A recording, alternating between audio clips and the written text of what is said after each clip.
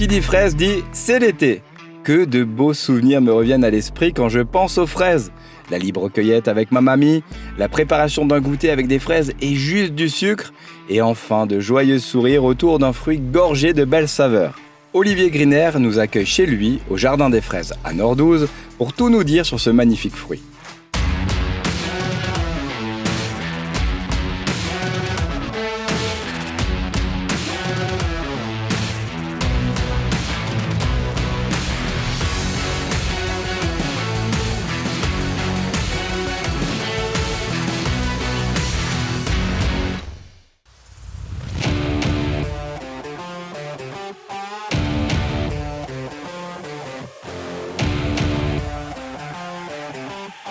Olivier, comment on cultive la fraise? Alors nous on reçoit des stolons, alors c'est des petits plants comme ça. Comment ça s'appelle? Des stolons. Ok. En fait la plante elle fait des stolons avec 4-5 nouveaux plants et donc on les achète en petites mottes. Donc il y a une petite motte de terre et on plante ça au mois d'août.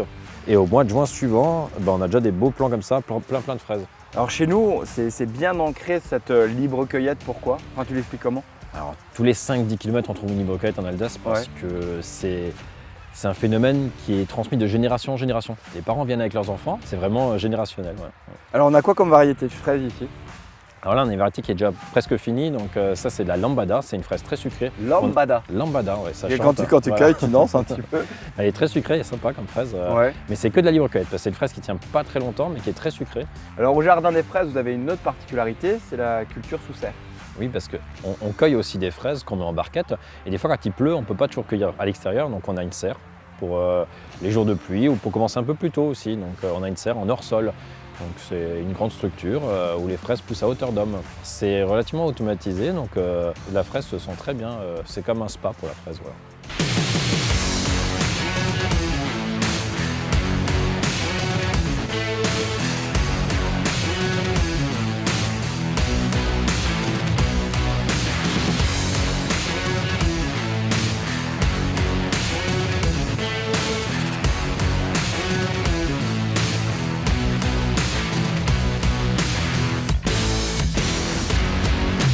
François, tu nous prépares quoi? On va travailler la fraise d'Alsace, qu'on va venir associer avec un peu de pinot noir d'Alsace, évidemment, un petit peu de menthe de mon jardin. Bon François, je te laisse, je vais chez Marie, à tout à l'heure. À tout à l'heure. Et Marie va nous cuisiner des... Fraises. Tu vas nous préparer quoi? Je vais faire une meringue avec des fraises et une chantilly à la vanille. Ok. Nos fraises, on va les assaisonner avec un petit peu de sucre cassonade. Alors il en faut pas beaucoup parce qu'elles sont déjà bien sucrées, nos fraises d'Alsace. On rajoute un zeste de citron vert. Ça c'est pour le peps. On va l'assaisonner en fait comme un morito. Et maintenant on file chez Ernest. Et toi tu viens avec un réchaud, c'est un réchaud de salle? Oui, en fait, c'est une recette qu'on ne fait pas en cuisine, que c'est mes serveurs qui font en salle. Et donc, c'est des fraises flambées au don de Pacello de chez Massenet. Donc, on commence par le beurre, on rajoute un peu de sucre cassonade, donc un peu de jus d'orange. On va le flamber un peu avec du ricard. Le ricard, il va nous apporter un petit goût anisé. Et là, on vient poser nos fraises délicatement dedans. On va enrober nos fraises dans le caramel. Allez, à tout à l'heure Ernest. À tout à l'heure. Bon Nico, maintenant c'est massacre à la fourchette en direct live. Et puis comme on a déjà fait un carpaccio, on s'attaque au tartare. Mais le tout en version sucrée évidemment. J'ai pris un peu de menthe de mon jardin. Toujours attention aux doigts, ça peut être très dangereux. Toujours regarder ce qu'on fait, c'est très important. Un malheur est si vite arrivé. Bon Nico, maintenant on va faire la crème chantilly à la vanille, de la mascarpone. On va mettre de la crème d'Alsace, une gousse de vanille. Donc ça, on pourrait le monter au fouet.